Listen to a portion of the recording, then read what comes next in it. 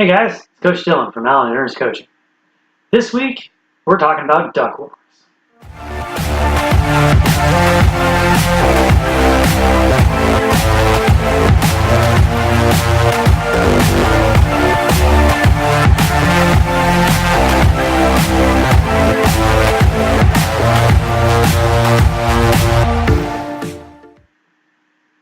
So we've recently started the Couch 5K program here in Ruston, Louisiana, through the Lambright. And we've got another one coming up with Fitness Awareness Month as well. And so we've had this influx of new runners lately, and one of the common things that seems to be a trend among them are shin splints and weak arches.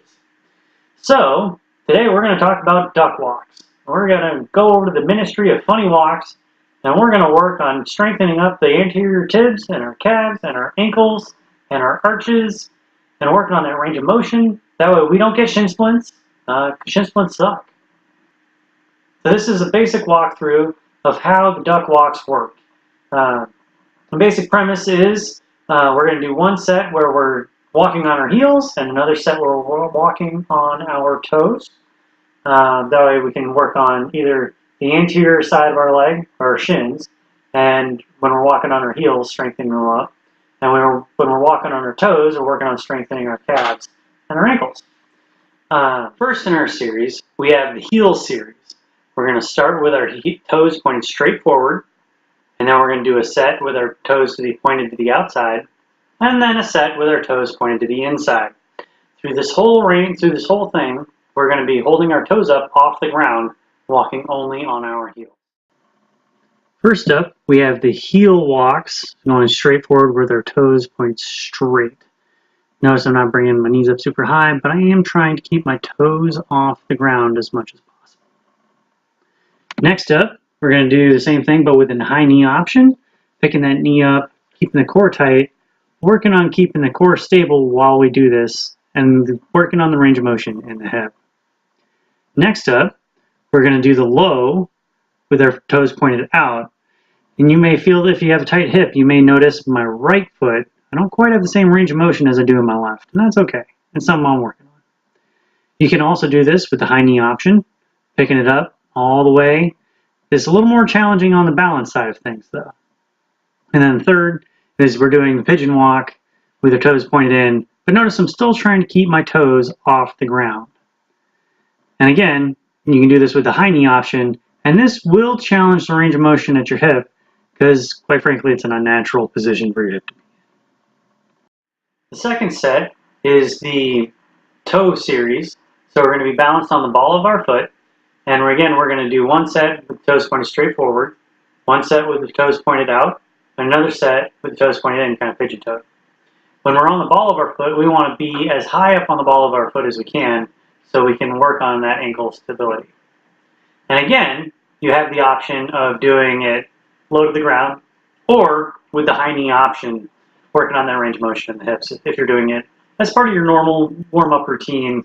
That way we can work on getting the calf and ankle warmed up at the same time that we're warming up the hips and limbering up. So here you can see I'm perched way up on the ball of my foot, and my heel is staying off the ground through the whole range of motion. And again, we're keeping those toes straight forward on the first set. And then here you can see with the high knee option, which does require more balance as we're getting the center of gravity higher as more of our leg is up in the air. It's good for working on that range of motion in the hips. Second set, we're doing it with our toes out and getting that external rotation at the hip, as well as strengthening the ankles and the shins. You can do this with the high knee option. You kind of look a little like Pistol Pete.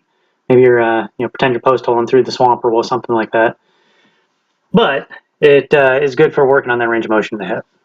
The internal rotation pigeon walk can be fun to do. Like when I've been working with kids in the past, like doing it last. If anything, just because it's kind of goofy. And so if you're gonna have someone getting distracted, you can do it last, and it makes it a little more fun. But you can also do this one with the high knee as well. So that's the duck walk. It's a really useful tool if you have shin splints or weak ankles or weak arches, to help strengthen those weak points up. That way you don't get hurt while you're running. Fundamentally, it's a lot of repetitive use of the same muscles, and a lot of those muscles in our lower legs are pretty small. So taking our time and doing the strength training we need to make sure we don't get hurt is important to that long-term longevity, so to speak, in sport, because getting hurt sucks. So you can do this either as just straight up strength training, at which point you probably don't really need to do the high knee option. But if you are incorporating it into your warm-up before you go out on a run, that way you can really get the feet warmed up, get those little muscles firing, get the central nervous system going. That way you have good balance, good ankle control while you're running. You can do it with the high knee option, and that way you can also work on that range of motion in the hips, which a lot of folks, a lot of runners, have issue with the range of motion in the hips. Well, I see a lot of SI issues, a lot of hip mobility issues. So that way you kind of do two things at the same time, assuming you have the muscular control and core stability to do it. If you are falling all over the place and you're running the risk of getting hurt, don't do that. As well, if you're having a hard time just doing the low level in terms of like being able to stabilize it and strengthen your foot and your ankle and your calf, that's probably where you need to be. You don't need to jump right to doing the harder version. It's a good way to get hurt.